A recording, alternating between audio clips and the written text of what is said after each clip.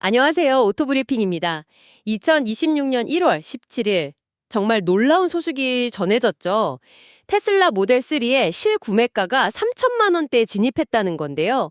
솔직히 저도 처음 듣고 뭔가 조건이 붙거나 함정이 있는 거 아닐까? 의심부터 들더라고요. 전기차의 아이콘인 테슬라를 국산차보다 저렴하게 살 수 있다는 게 현실적으로 와닿지가 않았거든요. 그렇죠. 많은 분들이 아마 비슷한 생각을 하셨을 거예요. 뭐 세상에 공짜 점심은 없다는 말처럼 이렇게 파격적인 가격 뒤에는 분명 여러 가지 배경과 계산이 깔려 있기 마련입니다. 오늘 저희는 청취자분께서 보내주신 자료들을 바탕으로 이 3천만 원대 테슬라라는 달콤한 제안의 속을 제대로 한번 파헤쳐보려고 합니다. 이게 정말 놓치면 안 될 기회인지 아니면 감수해야 할 것들이 많은 선택인지 그 본질을 꼼꼼하게 들여다보겠습니다. 좋습니다. 그럼 가장 먼저 궁금한 것부터 시작해보죠. 대체 왜 지금 이 시점에 테슬라는 이렇게까지 가격을 내린 걸까요? 작년 말에도 한번 큰 폭의 할인이 있었잖아요. 이번 인하는 그 연장선상으로 봐야 할까요? 아니면 전혀 다른 차원의 결정일까요? 아주 좋은 질문이에요. 작년 12월 말의 할인이 일종의 예고편이었다면 이번 인하는 이제 본편의 시작이라고 볼 수 있습니다. 그 중심에는 바로 중국 시장이라는 거대한 변수가 자리 잡고 있어요. 중국 시장이요? 네, 아시다시피 테슬라 전체 판매량의 약 40%가 중국에서 나옵니다. 그런데 최근 이 핵심 시장에서 테슬라의 점유율이 무섭게 떨어지고 있어요. 중국 시장 경쟁이 치열하다는 건 익히 들어 알고 있었지만 테슬라가 흔들릴 정도일 줄은 몰랐네요. BYD 같은 현지 브랜드들이 워낙 공격적으로 나오고 있긴 하죠. 맞아요. 이제 단순히 공격적인 수준을 넘어섰어요. 가격은 물론이고 품질, 디자인, 그리고 가장 중요한 충전 인프라까지 거의 모든 면에서 테슬라를 위협하고 있습니다. 심지어 중국에서는 BMW나 벤츠 같은 독일 프리미엄 브랜드들도 엄청난 할인에 쏟아내고 있는데도 재고가 쌓일 정도니까요. 상황이 이렇다 보니 상하이 기가팩토리에서 생산된 모델3 재고가 엄청나게 쌓이기 시작한 겁니다. 아하, 그러니까 공장은 계속 돌아가는데 중국 내에서는 소화가 안 되니 그 재고를 다른 나라에서 처리해야 하는 상황이 된 거군요. 그런데 왜 그 대상으로 한국 시장을 선택했을까요?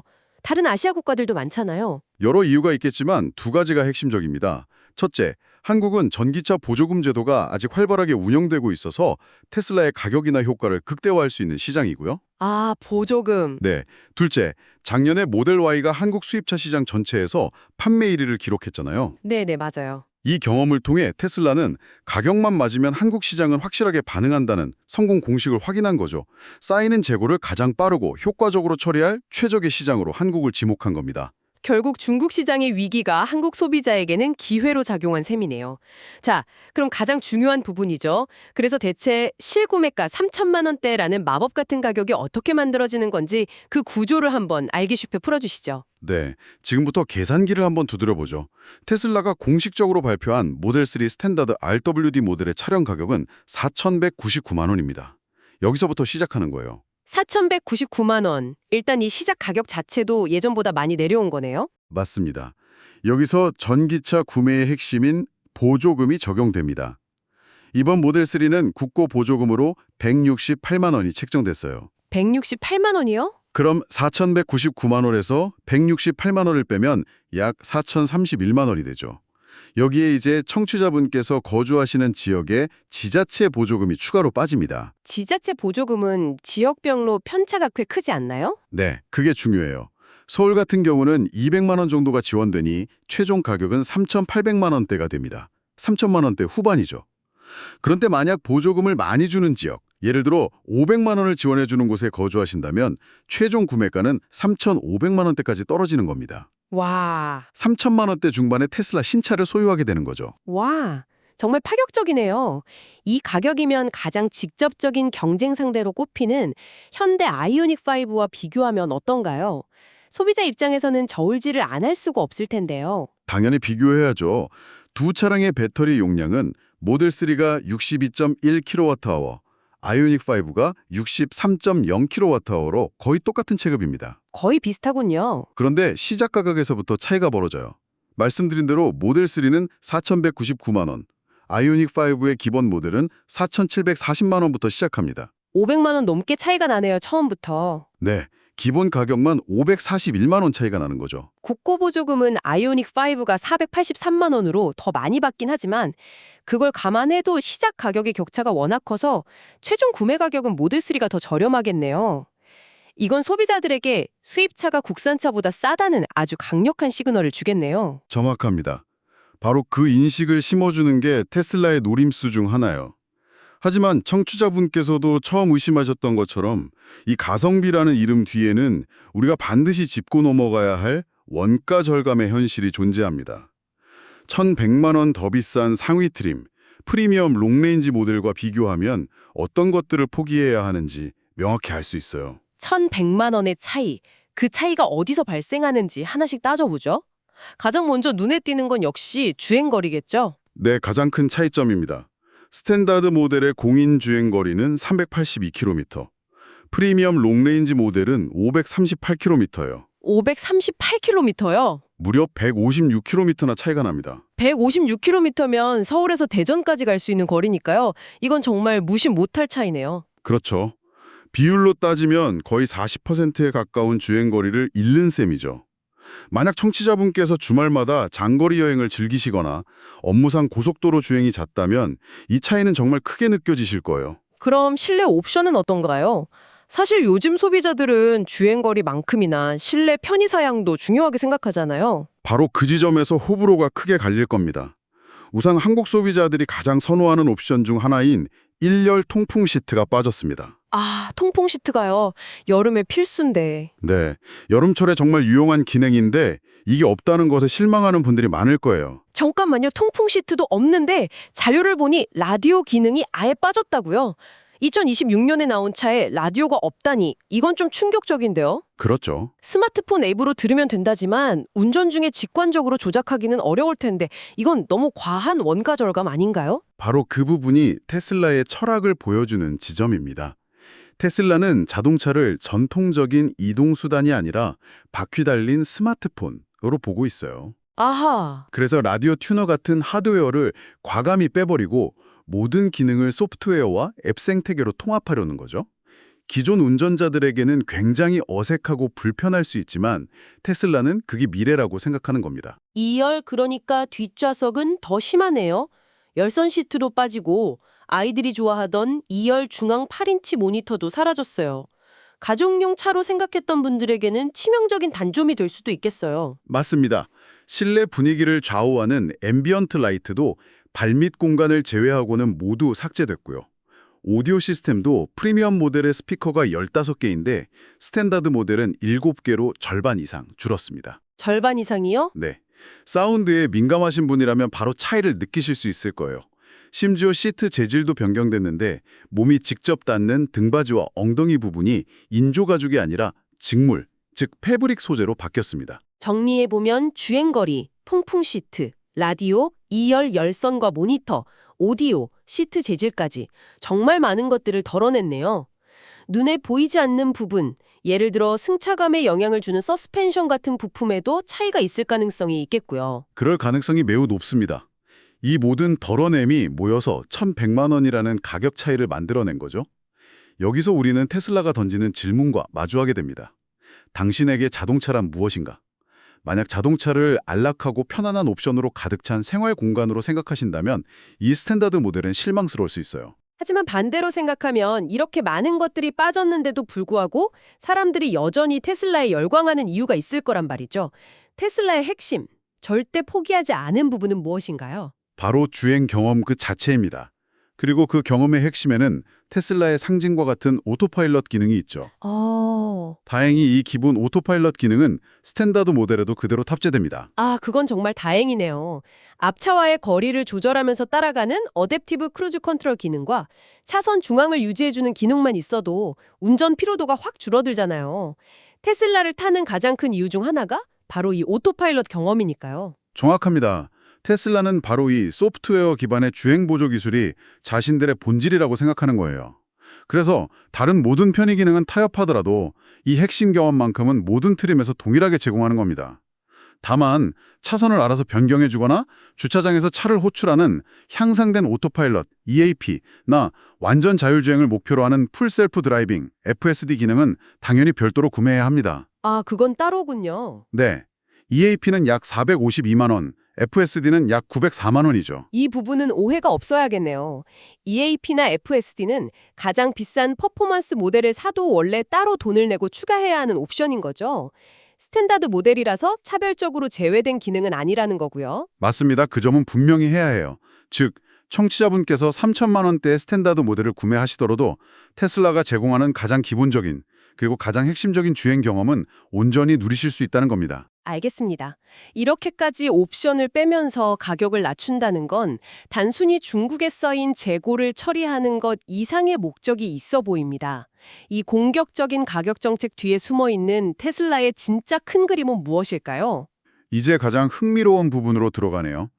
저는 테슬라의 전략을 크게 세 가지로 분석하고 있습니다. 첫 번째는 시장 지배력의 강화입니다. 시장 지배력? 네, 앞서 잠깐 언급했지만 작년에 모델 Y가 벤츠와 BMW를 모두 제치고 한국 수입차 시장 판매 1위를 차지했어요. 이건 테슬라에게 엄청난 자신감을 심어준 사건입니다. 가격 경쟁력만 확보하면 브랜드 충성도가 높은 독일차조차도 넘어설 수 있다는 것을 데이터로 증명한 거죠. 이번 모델 3 가격 인하는 그 성공 방정식을 더 낮은 가격대에서 재현하려는 시도입니다. 일종의 성공 경험 복제 전략이군요. 두 번째 전략은 뭔가요? 두 번째는 미래의 경쟁자들에 대한 예방적 방어, 즉 중국 브랜드 견제입니다. 아, 중국 브랜드요? BYD의 C1 같은 모델이 이미 유럽에서 좋은 평가를 받으며 테슬라의 강력한 대항마로 떠오르고 있어요. 이들이 머지않아 한국 시장에 상륙할 텐데 가장 큰 무기는 역시 가성비가 될 겁니다. 그렇죠. 테슬라는 이들이 한국 시장에 발을 들여놓기도 전에 아예 시장의 가격 기준선을 3천만 원대로 확 내려버려서 가성비라는 타이틀 자체를 선점해버리라는 거예요. 일종의 진입장벽을 미리 높게 쌓아올리는 전략이죠. 와, 그건 정말 영리한 전략이네요. BYD 입장에서는 한국에 들어오기도 전에 가장 강력한 무기를 잃게 되는 셈이니까요. 그럼 마지막 세 번째 전략은 무엇인가요? 세 번째 전략이야말로 테슬라의 궁극적인 목표와 맞닿아 있습니다. 바로 데이터와 생태계 구축입니다. 데이터와 생태계? 네, 테슬라는 스스로를 자동차 회사가 아니라 AI 및 에너지 회사로 정의하잖아요. 그들의 자율주행 기술 FSD를 완성하기 위해 가장 필요한 것이 바로 실제 도로주행 데이터입니다.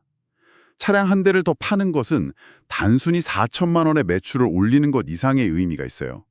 도로 위를 24시간 돌아다니며 데이터를 수집하는 움직이는 센서를 하나 더 늘리는 것과 같습니다. 그렇군요. 판매량이 늘어날수록 FSD 기술의 완성도가 기하급수적으로 높아지는 선순환 구조를 만드는 거네요. 생태계라는 건 슈퍼차저 같은 충전 인프라를 말씀하시는 거죠? 네, 더 많은 테슬라 차량이 도로 위를 달릴수록 테슬라만의 독자적인 급속 충전 인프라인 슈퍼차저에 대한 의존도와 가치는 더욱 커지게 됩니다. 이것이 바로 락인 효과죠. 차량 판매를 통해 데이터를 확보하고 충전 생태계를 장악해서 결국에는 누구도 넘볼 수 없는 테슬라 제국을 건설하려는 큰 그림의 일부라고 보시면 됩니다. 3천만 원대 모델 3는 그 위대한 계획을 위한 아주 효과적인 미끼인 셈이죠. 와, 정말 거대한 계획이네요. 자, 그럼 이 모든 정보를 바탕으로 이제 청취자분의 입장에서 현실적인 선택을 도와드려야 할 것 같습니다. 1,100만 원을 더 내고 편의 사양과 주행 거리를 챙길 것인가, 아니면 가성비를 택하고 핵심 기능에 만족할 것인가, 어떤 기준으로 판단하면 좋을까요? 선택의 기준은 생각보다 명확하게 세울 수 있습니다. 청취자분께서 본인의 운전 습관과 자동차의 주된 용도를 한번 떠올려 보시면 돼요. 1,100만 원이라는 추가 비용으로 무엇을 얻을 수 있는지 다시 한번 정리해보죠. 156km의 추가 주행거리, 여름에 쾌적한 1열 통풍 시트, 더 풍성한 사운드의 오디오, 그리고 뒷좌석에 탈 가족을 위한 2열 모니터와 열선 시트입니다. 그렇게 정리하니 확실히 와닿네요. 예를 들어 저처럼 아이가 있고 주말마다 부모님 댁이나 교회로 나들이를 자주 가는 사람이라면 1,100만 원을 더 투자해서 프리미엄 롱레인지 모델을 사는 게 장기적으로 만족도가 훨씬 높을 것 같아요. 주행거리의 압박도 덜하고 가족들도 편안해할 테니까요. 정확한 판단입니다. 그렇게 장거리 운행이 잦거나 가족을 위한 패밀리카로 전기차를 고려 중이시라면 프리미엄 롱레인지 모델이 훨씬 현명한 선택일 수 있습니다. 반대로 청취자분의 주된 운행 패턴이 집과 회사를 오가는 단거리 출퇴근 위주라면 어떨까요? 하루 주행거리가 50km를 넘지 않고 차는 대부분 혼자 타는 경우가 많다면요. 그렇다면 굳이 1,100만 원을 더 쓸 이유가 없겠네요. 스탠다드 모델의 382km 주행거리만으로도 일주일은 충전 걱정 없이 탈 수 있을 거고, 다른 편의 사양보다는 테슬라의 핵심인 오토파일럿을 합리적인 가격에 경험하는 것 자체에 더 큰 의미를 둘 수 있겠죠. 입문용 테슬라로는 최고의 선택지가 될 수 있겠어요. 바로 그거예요. 이 스탠다드 모델은 테슬라 경험의 민주화를 위한 모델이라고 볼 수 있습니다. 모든 것을 다 갖추진 못했지만 테슬라가 왜 혁신적인지를 느끼게 해주는 핵심 DNA는 그대로 품고 있죠. 청취자분께서 자동차에서 어떤 가치를 가장 중요하게 생각하시는지에 따라 두 모델의 가치는 극명하게 달라질 겁니다. 오늘 이야기를 나눠보니 이번 모델3의 가격 인하가 단순히 신차 한 대가 싸게 나왔다는 차원의 뉴스가 아니라는 게 확실히 느껴지네요. 이건 국내 전기차 시장 전체에 던지는 강력한 메시지 같아요. 맞습니다. 특히 현대차와 기아차에게는 지금까지처럼 안일하게 가격을 책정하고 옵션을 구성해서는 더 이상 안 된다는 매우 강력한 경고장이죠. 이제 소비자들은 이 돈이면 테슬라를 살 수 있는데 라는 새로운 기준점을 갖게 됐습니다. 앞으로 국내 전기차 시장의 가격 경쟁은 상상을 초월할 정도로 치열해질 수밖에 없어요. 결국 테슬라가 쏘아올린 이 공이 시장 전체의 판을 흔들게 되겠네요. 오늘 분석을 통해 청취자분께서도 이 파격적인 가격 제안의 면과 암을 제대로 이해하고 현명한 선택을 하시는데 큰 도움이 되었으면 합니다. 마지막으로 청취자분께 이런 질문을 하나 던져드리고 싶네요. 이번 테슬라의 결정은 우리 모두에게 자동차의 본질은 무엇인가를 다시 생각하게 만듭니다. 수십 년간 당연하게 여겨왔던 가죽 시트, 선루프, 화려한 조명 같은 물리적인 가치와 눈에 보이진 않지만 계속해서 진화하는 소프트웨어와 데이터의 가치. 앞으로 여러분은 어떤 가치에 돈을 지불하시겠습니까? 그 선택이 미래 자동차 시장의 방향을 결정하게 될 겁니다. 지금까지 오토브리핑이었습니다. 감사합니다.